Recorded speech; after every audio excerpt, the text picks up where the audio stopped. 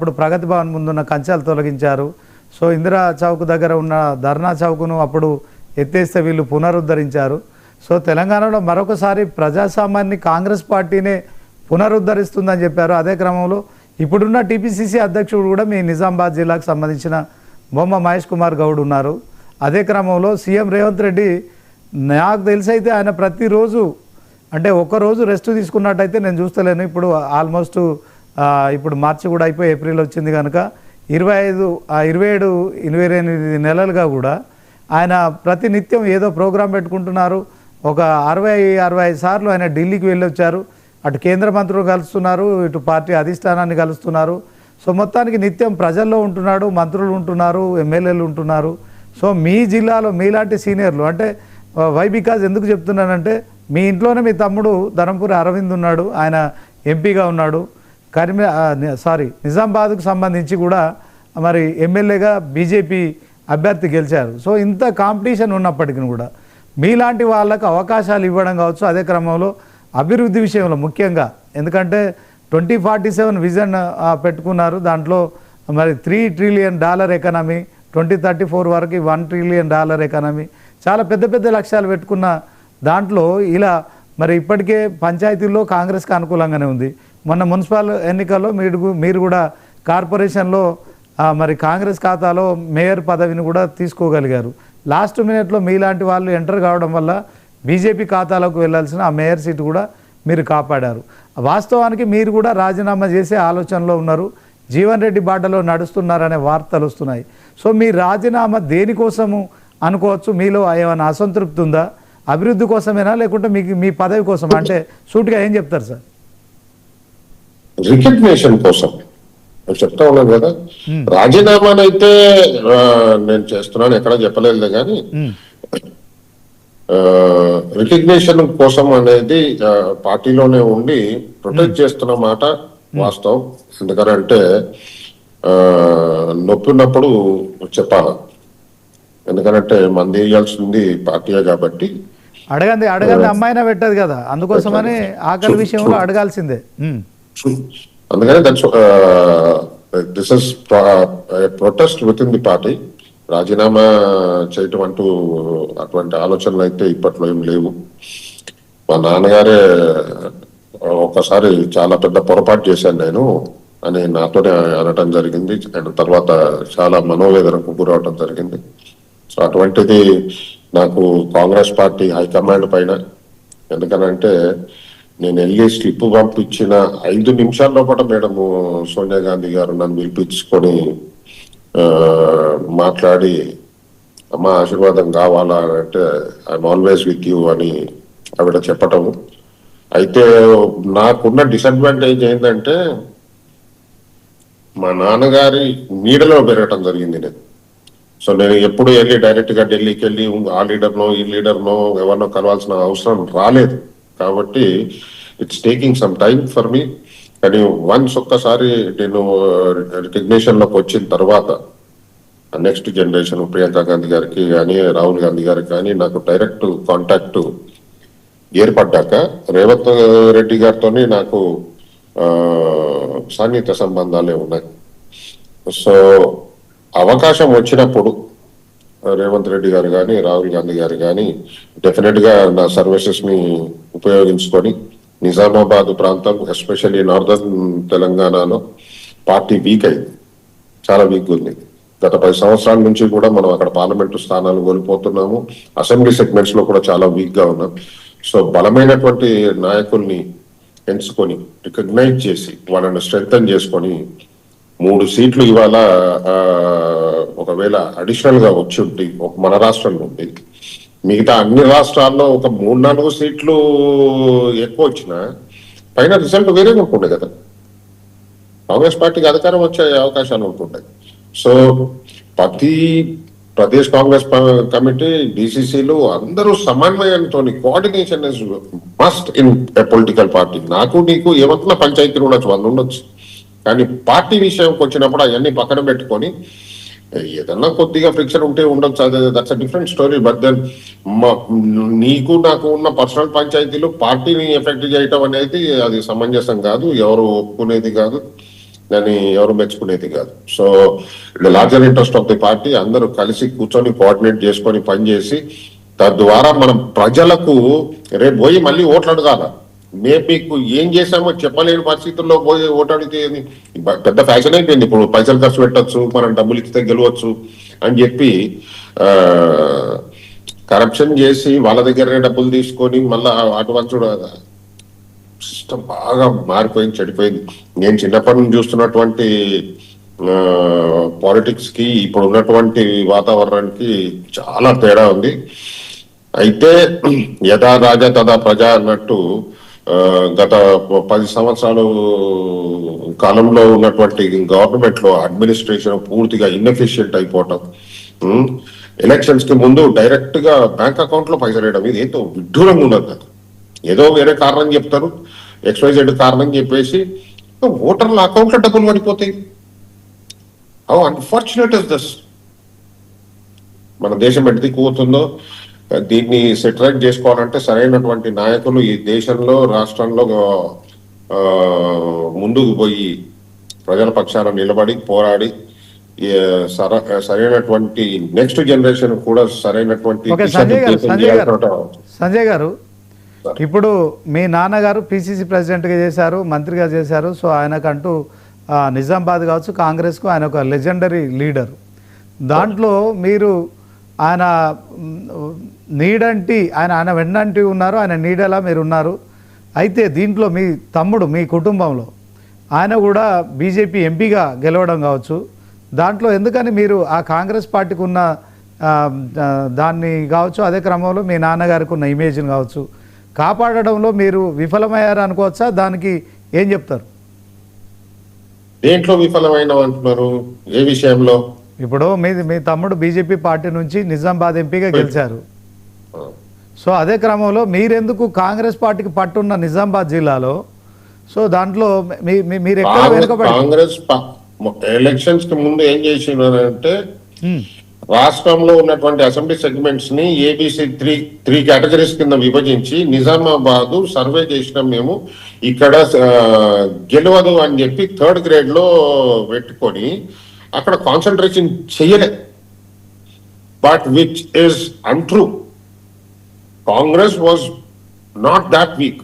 Week ఉన్న మాట వాస్తవమే, కానీ ప్రజల మనసులో, నేను ఎస్పెషల్లీ నిజామాబాద్ జిల్లా గురించి మాట్లాడతాను. నిజామాబాద్ జిల్లాలో ప్రజలకు ఎలక్షన్స్ ముందు అప్పుడున్నటువంటి గవర్నమెంట్ మీద వ్యతిరేకత వచ్చి కాంగ్రెస్ దిక్కు చూసింది. కాంగ్రెస్ ని గెలిపించుకునే అవకాశం ఉండే, కానీ కొంతమంది ఆ పార్టీలో ఉన్న వాళ్ళే కావచ్చు, కానీ ఎవరైనా సరే దాన్ని C గ్రేడ్ లో పెట్టి దాని మీద కాన్సన్ట్రేషన్ చేయకుండా టికెట్లు పంపిణీ కార్యక్రమంలో కూడా పూర్తి న్యాయము అండ్ లైక్ ట్రాన్స్పరెంట్ గా జరగలేదు. తద్వారా కాంగ్రెస్ పార్టీ పార్లమెంట్ ఓడిపోయింది తప్ప అసెంబ్లీలో కూడా నిజామాబాద్ జిల్లాలో వచ్చినాయి 2, ఇంత మొత్తం పోయింది. అంటే సంజయ్ గారు శ్రీనివాస్ గారు ఉన్నప్పుడు మొత్తం అన్ని సీట్లు కాంగ్రెస్ ఇంక్లూడింగ్ పార్లమెంట్ గెలిపించుకొని వాళ్ళందరినీ ఢిల్లీకి తీసుకెళ్ళినటువంటి సందర్భం. ఓకే సంజయ్ గారు, ఇప్పుడు ధరంపురి శ్రీనివాస్ గారు ఆయన ఉన్నప్పుడు ఖచ్చితంగా కాంగ్రెస్ పార్టీకి కంచుకోట. సో ఆ తర్వాత కొంత ఓటములు కావచ్చు, తర్వాత మీ ఇంట్లోనే మీ తమ్ముడు మీకు ప్రత్యర్థిగా మారాడు. ఎందుకని మీ తమ్ముడిని మీరు ధర్మపురి శ్రీనివాసు కాంగ్రెస్ అంటేనే ఆయన అని ఒక గుర్తింపు ఉన్న క్రమంలో మీరెందుకని ఆయన పేరు నిలబెట్టడంలో కావచ్చు, కాంగ్రెస్ పార్టీ ఇచ్చిన అవకాశాలు తీసుకోవాల్సిన అవకాశాలు కావచ్చు, ఎమ్మెల్యే కావచ్చు, ఎంపీగా కానీ పోటీ చేయలేదంటే ఏం చెప్తారు సార్?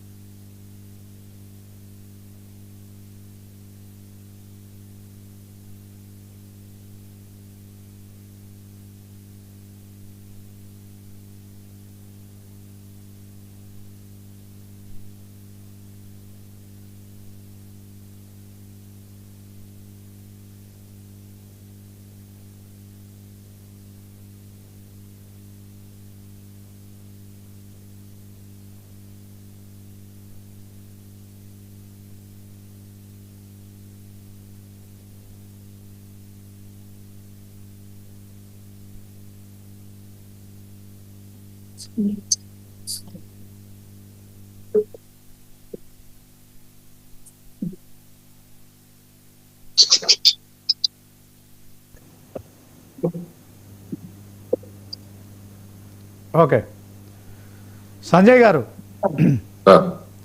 ఇప్పుడు ధర్మపురి శ్రీనివాస్ గారు నిజామాబాద్ అభివృద్ధి చేశారు, మీరు మేయర్గా కూడా అభివృద్ధి చేశారు. ఎందుకని ఎమ్మెల్యే ఎన్నికల్లో కావచ్చు, తర్వాత జరిగిన ఎంపీ ఎన్నికల్లో కావచ్చు పార్టీ ఎందుకు వెనుకబడిపోయింది? మీరు ఎందుకని మీ తమ్ముడు ధర్మపురి అరవింద్తో పోటీ పడలేకపోయారు? నిజామాబాద్ కాంగ్రెస్ కంచుకోట, అలాంటి క్రమంలో బీజేపీ ఎందుకని మీ నాన్న వారసత్వాన్ని ఆయన డైవర్ట్ చేశారనుకోవచ్చా? ఏం చెప్తారు? నేను చెప్పిన కదా, పార్టీ టికెట్ ఇవ్వలే, అవకాశం రాలేదు. అసెంబ్లీ టికెట్ ఖచ్చితంగా ఇప్పుడు మా నాన్నగారి ఆఖరి కోరిక కూడా అదే ఉండే. సంజీవ్, నువ్వు అప్పటికే పాపం ఆయనకు ఆరోగ్యం బాగాలేదు, స్పీచ్ కూడా సరిగ్గా లేకుండే.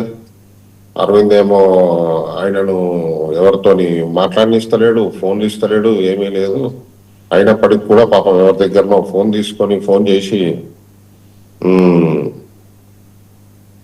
నాన్న నువ్వు టికెట్ తీసుకొచ్చుకో, నేను వస్తాను నిజామాబాద్కు, కుర్చీ చేసుకొని కూర్చుంటా, నేను అసెంబ్లీకి పంపించాలి. ఆయన లాస్ట్ కోరిక అదే ఉండే. టికెట్ వచ్చినాక కూడా పాపం ఒకటే రూమ్ లో కూర్చొని టీవీ పెట్టుకొని ఎప్పుడు వార్తలు చూస్తూ ఉంటుండే. టికెట్ రాలేదు అని తెలవగానే మళ్ళీ ఫోన్ చేసిండు, ఏం బెటర్ టికెట్ రాలేదా అంటే, ఇట్లా జరిగింది డాడీ అని చెప్పింది. చెప్తే ఆయన మెమరీ పవర్ ఆ టైంలో కూడా ఇమీడియట్ గా నా ఫోన్ నంబర్ మొత్తం నోటికి చెప్పి, ఇదే నంబర్లు ఉంటావా నువ్వు, ఒక 10 నిమిషాల ఫోన్ చేస్తాను అన్నాడు. ఇక తర్వాత మళ్ళా ఫోన్ రాలేదు. నేను అనుకుంటా ఆయన దగ్గరికి వెళ్ళి ఫోన్ లాక్కున్నారు. ఆయన ఎక్కడున్నారు అప్పుడు? ఆ సమయంలో ఎక్కడున్నారు? ఇంట్లోనే, బంజారాహిల్స్ తన ఇంట్లో, రోడ్ నెంబర్ 12 లో, అందరికి తెలుసుకున్నది అదే. సో అక్కడనే ఉన్నాడు. ఈ వాజ్ ఇన్ అరవింద్స్ కంట్రోల్. ఆయన మనుషులు ఆయన చుట్టూ ఉంటుండే. అప్పుడు ఒక వీడియో కూడా వచ్చింది కదా, చుట్టూ ఉన్న మనుషులు నాకు నమ్మకస్తులుగా కారు అన్నట్టు అన్నారు. ఆ తర్వాత టికెట్ రాలేదు నాకు, ప్రజలతోని కానీ అటు బీజేపీతోని కానీ పోటీ పడే అవకాశమే రాలేదు నాకు. సో అంటే ఇంకా ఆయన మీకు కమ్యూనికేట్ చేయకుండా అడ్డుకున్నారు అక్కడ? నాకనే కాదు, నిజామాబాద్ పబ్లిక్ ని కలవనీయలే, ఆయన స్నేహితుల్ని కలవనీయలేదు, ఎవరిని కలవనీయకుండా ఆయనను కస్టడీలో పెట్టినట్టు ఒక రూమ్ లో పెట్టేసి చేసిరు. అన్ఫార్చునేట్, అంత స్థాయిలో ఉమ్మడి రాష్ట్రంలో కొన్ని లక్షల మందికి అభిమానించే నాయకుడిని ఒక రూమ్ లో అట్లా బంధించడం, చేయటము, కస్టడీలో పెట్టటము, దట్స్ నాట్ రైట్. సరే, ఇప్పుడు అది సందర్భం కాదు కాబట్టి నేను అదే మాట్లాడను, కానీ అందుకనే అవకాశం రాలేదు. పార్టీ వీక్ అయిన మాట వాస్తవమే. అది మనం ఈ ఎలక్షన్ రిజల్ట్స్ లో కానివ్వండి, ఇంకోటి కానీ చూస్తానే ఉన్నాం. మొన్న ఖచ్చితంగా మున్సిపల్ ఎలక్షన్స్ లో కూడా అన్ని సీట్లు రాకపోతుండే. Ground reality was something different. అనుకోకుండా మన పార్టీ పెద్దలు వాళ్ళు లాస్ట్ మూమెంట్ లో ఫోన్ చేసి పిలిచిన తర్వాత కొన్ని సీట్లు మటుకు గెలిచి ఆ నంబర్ని పెరగటానికి కారణమైంది. ఓకే, ఫైనల్గా ఇప్పుడు మీకు ఏం కావాలనుకుంటున్నారు? దాంట్లో నిజామాబాద్లో కాంగ్రెస్ను మరొకసారి ఆ డిఎస్ లెజెండరీ కావచ్చు, తర్వాత మీరు మాజీ మేయర్గా పనిచేశారు, మేయర్గా పనిచేసిన తర్వాత కూడా అభివృద్ధి చేశారు. ఆ అభివృద్ధి నిలబడాలి, కాంగ్రెస్ గెలవాలి అంటే ఏం కావాలంటే ఏం చెప్తారు మీరు? ఏం కావద్దు, మళ్ళీ కాంగ్రెస్ పార్టీ అధికారంలోకి రావాలా, నిరుపేదల పక్షాన, వీకున్న సెక్షన్స్ పక్షాన నిలబడి పోరాడి ఇన్కంప్లీట్ గా ఉన్నటువంటి నిజామాబాద్ పనులు అన్ని కంప్లీట్ చేయాలా. ఏమండి, ఎంతో లైక్ రెవెన్యూ పరంగా కానీ రిచ్ ఉండే మా జిల్లా చిన్నప్పుడు ఎంత వెనకబడిపోయింది. మా పక్కకున్న కరీంనగర్, వరంగల్ ఎక్కడికి వెళ్ళిపోయినాయి, మా నిజామాబాద్ మటుకు వెనకపోతుంది, ముందుకు పోతలేదు. దాన్ని నిజామాబాద్ ప్రజల్ని గెలిపించి ముందుకు తీసుకెళ్లాలంటే ప్రభుత్వంలో భాగస్వామ్యం కావాలా, పవర్ కావాలా, వాళ్ళ పక్షాన ప్రజల పక్షాన పనిచేసి మళ్ళీ ఎన్నుకున్న బండిని ముందుకు తీసుకెళ్లాలి అనేది నా ఆలోచన. దానికోసం రికగ్నిషన్ ఇంపార్టెన్స్ కావాలి గవర్నమెంట్ లో అని చెప్పేసి అడుగుతాం. ఓకే, అంటే 2023లో ఎన్నికలు జరిగినాయి, 2028 కానీ 29 కానీ ఎన్నికలు జరిగే అవకాశం ఉంది. సో అప్పుడు మీకు ఎమ్మెల్యే టికెట్ ఇస్తే సరిపోతుందా? ఈలోపు ఇంకేదైనా ఈ లోపు చేతికి గ్రీన్ ఇంక్ కావాలా, ఏదైనా రాష్ట్రంలో నామినేటెడ్ పోస్ట్ ఒకటి మంచిది ఇచ్చి వెనకబడ్డటువంటి కాంగ్రెస్ పార్టీని ముందుకు తీసుకెళ్లాలా. నేను ఒకటే మీకు సింపుల్ గా 99 ఛానల్ ద్వారా చెప్తా ఉన్నా, నన్ను స్ట్రెంథన్ చేస్తే కాంగ్రెస్ పార్టీ ఈ 2 సంవత్సరాలు గట్టిగా పనిచేసి పార్లమెంటు సీటుతో పాటు నిజామాబాద్ లో ఉన్న 5 అసెంబ్లీ సెగ్మెంట్లు గెలిపించుకునే అంత కాన్ఫిడెన్స్ నాలో ఉంది. Okay okay, all the best Sanjay గారు. సో మొత్తానికి మీ రాజీనామా నిర్ణయం అయితే లేదు. సో దాంట్లో మీకు ఒక పదవి కోసం మాత్రమే పోరాటం చేస్తున్నారు. రామ్మోహన్ గారు,